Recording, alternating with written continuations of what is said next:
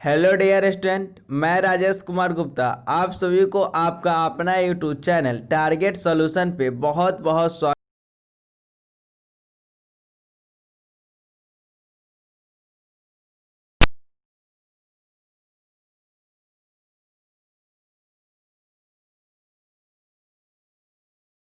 से आप जान सकते हैं कि आपकी तैयारी कैसी है। तो चलिए स्टार्ट करते हैं। स्टार्ट करने से पहले आप सभी को एक चीज़ बता दूं कि यदि मेरे चैनल पे आप पहली बार आए हैं तो लाल रंग का सब्सक्राइब बटन दिख रहा होगा, उस पर क्लिक करके बेल आइकन को प्रेस जरूर कर दीजिएगा, जिसके माध्यम से आपके पास समय समय पे नोटिफिकेशन जा सके। तो चलिए क्वेश्चन स्टार्ट करते हैं। Question number 15। इससे पहले मैंने 14 क्वेश्चन का टेस्ट लगा चुके हैं। आज हम लोग क्वेश्चन नंबर 15 से स्टार्ट करेंगे। किस दर्पण द्वारा प्रतिबिंब सीधा एवं छोटा बनता है? तो डियर स्टूडेंट, इसका राइट आंसर हो जाएगा ऑप्शन नंबर ए। अब एक चीज़ ध्यान रखना है कि हमें यहाँ पे सीधा और छोटा के बात कर रहा है। अगर यहीं पे हमें सीधा और बड़ा के बात करता तो आपको राइट आंसर हो जाता ऑप्शन नंबर बी। लेकिन जब बराबर के बात करता तो ऑप्शन नंबर सी हो जाता। ठीक है, आगे चलते हैं। अगला क्वेश्चन, क्वेश्चन नंबर 16। अवतल दर्पण है तो अवतल दर्पण को अभिसारी भी कहा जाता है। ठीक है, इसका राइट आंसर हो जाएगा ऑप्शन नंबर ए। परंतु उत्तल दर्पण को अपसारी कहा जाता है। ठीक है, ध्यान रखेंगे। उत्तल दर्पण से बना प्रतिबिंब क्या होता है? तो उत्तल दर्पण से बना प्रतिबिंब डियर स्टूडेंट, इसमें जो बनता है प्रतिबिंब, सबसे पहले ध्यान रखना है कि उत्तल दर्पण जैसे ही उत्तल दर्पण के बातें करता है तो इसका जो होगा आपको प्रतिबिंब छोटा बनेगा। जैसे आप लोगों ने एक गाड़ी में बैठा होगा तो गाड़ी के बगल में जो शीशा लगा होता है यानी कि साइड मिरर, तो उसमें देखिएगा प्रतिबिंब जो भी बनता है वो छोटा बनता है। तो इसका राइट आंसर हो जाएगा ऑप्शन नंबर ए, काल्पनिक और छोटा। आगे चलते हैं। आपको पूछ दे कि कभी कभी कि काल्पनिक और आवर्धिक किस में बनता है, तो ये अवतल में बनता है। ठीक है, तो आगे चलते हैं। Question number 18। निम्नलिखित में से किस दर्पण द्वारा किसी वस्तु का वास्तविक प्रतिबिंब प्राप्त किया जा सकता है? तो आगे देखेंगे, समतल दर्पण द्वारा, अवतल दर्पण द्वारा और उत्तल दर्पण द्वारा, और है इनमें से सभी दर्पण के द्वारा। तो इसका राइट आंसर हो जाएगा option number B. Option number B इसका राइट आंसर हो जाएगा। निम्नलिखित में से किससे बड़ा और वास्तविक प्रतिबिंब बनता है? अब चलेंगे क्वेश्चन नंबर 19 में कह रहा है कि निम्नलिखित में से किस में बड़ा और वास्तविक प्रतिबिंब बनता है? तो इसका राइट आंसर हो जाएगा अवतल दर्पण। ठीक है, इसका राइट आंसर क्या हो जाएगा? अवतल दर्पण। डियर स्टूडेंट, यहाँ देखिए आपको कंफ्यूजन के लिए लेंस भी दे दिया है, तो आप ध्यान रखेंगे कि यहाँ पे जैसे ही प्रतिबिंब का बातें करें तो आप समझ जाना कि दर्पण में होगा। अगला क्वेश्चन, क्वेश्चन नंबर 20। समतल दर्पण द्वारा बना प्रतिबिंब हमेशा, इस समतल दर्पण द्वारा कौन सी प्रतिबिंब बनता है? तो आपको मैंने पहले ही बताया कि समतल दर्पण द्वारा काल्पनिक प्रतिबिंब, आभासी प्रतिबिंब और वस्तु के बराबर प्रतिबिंब। तो इसका राइट आंसर हो जाएगा ऑप्शन नंबर बी। अब रहा वास्तविक प्रतिबिंब, तो चलिए मैं इन पे भी डिस्कस कर लेता हूँ। इन पे डिस्कस करते हैं कि वास्तविक प्रतिबिंब है क्या।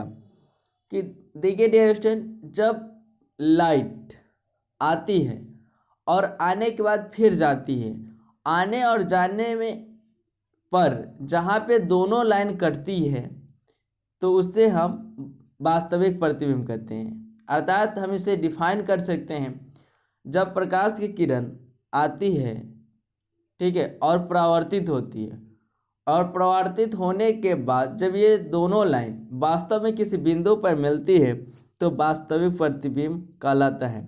वास्तविक प्रतिबिंब का एक खासियत होता है कि इसे पर्दे पर आप प्राप्त कर सकते हैं, ठीक है।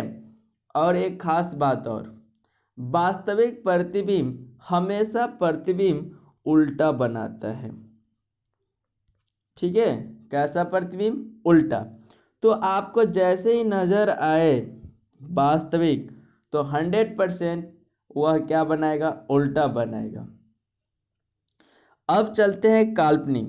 काल्पनिक प्रतिबिंब ये ऐसे प्रतिबिंब होते हैं जो हमें आभास दिलाता है कि प्रतिबिंब बन रहा है, परंतु यह वास्तव में नहीं बनता है, ठीक है। और इसे हम पर्दे पर प्राप्त नहीं किया जा सकता है, और यह हमेशा प्रतिबिंब सीधा बनता है।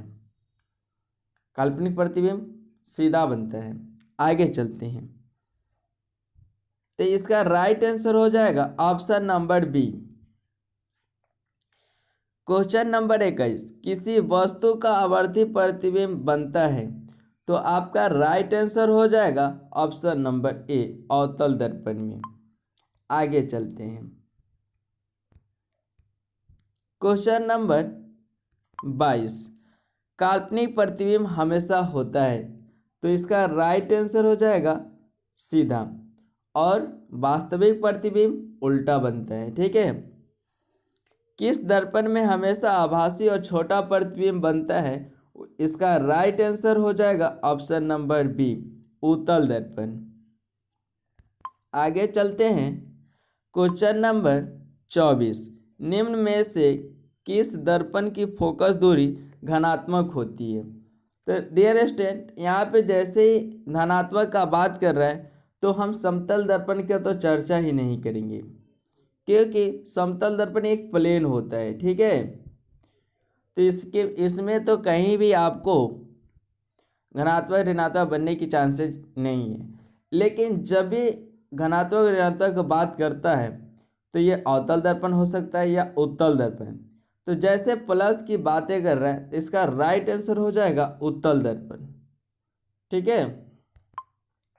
आगे चलते हैं, क्वेश्चन नंबर 25, गोलीय दर्पण के ध्रुव और फोकस के बीच की दूरी को कहते हैं। इसका राइट आंसर हो जाएगा फोकस सांतर।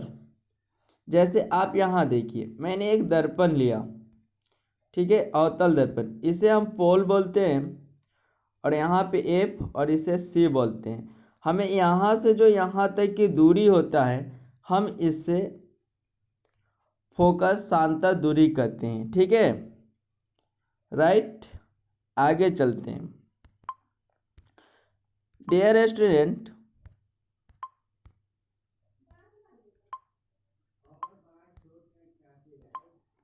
अगला क्वेश्चन, वक्रता त्रिज्या एवं फोकस दूरी में संबंध क्या है? तो इसका राइट आंसर हो जाएगा ऑप्शन नंबर ए बराबर r/2। अब चलते हैं, हजामत बनाने के लिए प्रयोग किया जाता है, तो इसका राइट आंसर हो जाएगा ऑप्शन नंबर बी। अब डियर स्टूडेंट, यहाँ पे ध्यान रखना है कि हम उत्तल दर्पण का उपयोग जानेंगे। तो आपने गाड़ी में तो बैठा ही होगा, तो गाड़ी में जैसे ही आप बैठते हैं तो आप देखते हैं कि बगल में एक शीशा लगा होता है। जिस समय आप खास करके देखिएगा, ड्राइवर उसका गाड़ी बैक करते समय यूज करता है ना। तो उसमें होता क्या है कि प्रतिबिंब आप देखेंगे तो छोटा बनता है। इसका आपको उपयोग जो होता है उत्तल दर्पण होता है, लेकिन आप प्रवर्तक लैंप पे भी इसका उपयोग होता है। अब चलते हैं, हम आपको अवतल दर्पण का पूरी उपयोग बताते हैं। अवतल दर्पण में होता है क्या है कि पहला उपयोग तो हम लोग दाढ़ी बाल ये सारे जब भी कटवाने जाते हैं तो उसमें है अवतल दर्पण का उपयोग किया जाता है। आगे क्या है कि जब हम लोगों ने गाड़ी में बैठते हैं और गाड़ी के सामने जो बड़ा वाला शीशा दिखता है वो भी आपको अवतल दर्पण ही होता है। बाइक में जो आगे शीशा लगा होता है वो भी अवतल ही होता है। और नाक गाल जो भी चीज़ कान देखने में भी इसका उपयोग किया जाता है। आगे क्या होता है कि आपने सोलर कुकर देखा होगा, ठीक है। सोलर कुकर में भी अवतल दर्पण का उपयोग किया जाता है। और चलिए एक और रोचक जानकारी बता देता हूँ। अवतल दर्पण का उपयोग दूरबीन में भी किया जाता है, ठीक है। चलते हैं आगे। क्वेश्चन नंबर 28 सोलर कुकर में प्रयोग किया जाता है, तो आप ही बता दीजिए इसका राइट आंसर। तो चलिए इस क्वेश्चन को मैं छोड़ रहा हूँ, आप लोग मेरे इस क्वेश्चन का जवाब कमेंट बॉक्स में ज़रूर दीजिएगा। सर्च लाइट की परावर्तक सतह होती है, सर्च लाइट की परावर्तक सतह होती है अवतल दर्पण। रोगियों को नाक कान गले आदि की जांच के लिए डॉक्टर प्रयोग करते हैं। तो जस्ट मैंने थोड़ी देर पहले ही आप सभी को बताया, तो इसका राइट आंसर हो जाएगा अवतल दर्पण। आगे चलते हैं। क्वेश्चन नंबर 31 पानी में डूबे एक उत्तल लेंस की फोकस दूरी हवा में इसकी फोकस दूरी की अपेक्षा क्या होगी। अब देखिए कि पानी में डूबे एक उत्तल लेंस की फोकस दूरी हवा में इसकी फोकस दूरी क्या होगी। यानी कि जब कोई भी फोकस दूरी में जो होता है और हवा के साथ जब तुलना किया जाए तो इसका क्या हो जाएगा, फोकस दूरी कम हो जाएगा, ठीक है। अगला क्वेश्चन 32 उत्तल लेंस में बना प्रतिबिंब होता है। जैसे ही उत्तल लेंस की बातें कर रहे हैं तो यहाँ पे थोड़ा सा ध्यान रखेंगे कि जस्ट लाइक वहाँ पे उत्तल दर्पण होता है तो इसका उल्टा हो जाता है ना। तो आपको यहाँ पे राइट आंसर हो जाएगा वास्तविक और उल्टा, ठीक है। क्या हो जाएगा, वास्तविक और उल्टा। अब चलेंगे क्वेश्चन नंबर 33 उत्तल लेंस द्वारा काल्पनिक प्रतिबिंब बनाया जाता है जब बीम। तो देखिए कभी कभी उत्तल लेंस के द्वारा भी काल्पनिक प्रतिबिंब बनाया जाता है, लेकिन कहाँ पे रखने पर, जब आप वस्तु को फोकसांतर से कम दूरी पर रखते हैं तब क्या हो जाएगा, आपका काल्पनिक प्रतिबिंब बनेगा। आगे चलते हैं कि अगला क्वेश्चन जो कि बहुत ही आसान है। क्वेश्चन है लेंस की क्षमता होती है। तो मैंने आप सभी को बताए हैं कि P बराबर 1/f, ठीक है।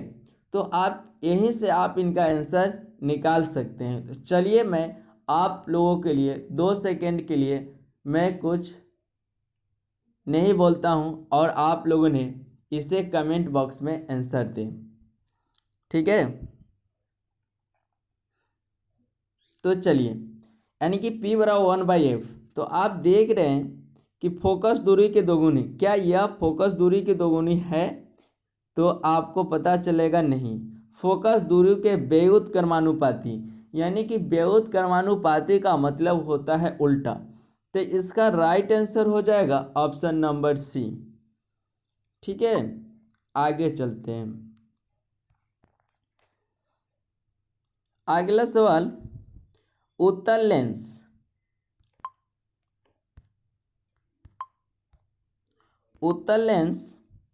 में जब बीम f और 2f के बीच रखा जाता है तब बना प्रतिबिंब कैसा होगा।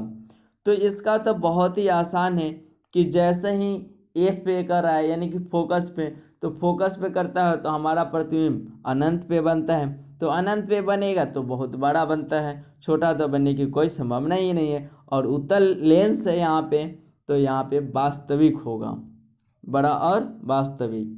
इसका राइट आंसर बड़ा और वास्तविक। आगे चलते हैं। दो वक्रीय पृष्ठ से घिरे ठोस माध्यम को कहते हैं।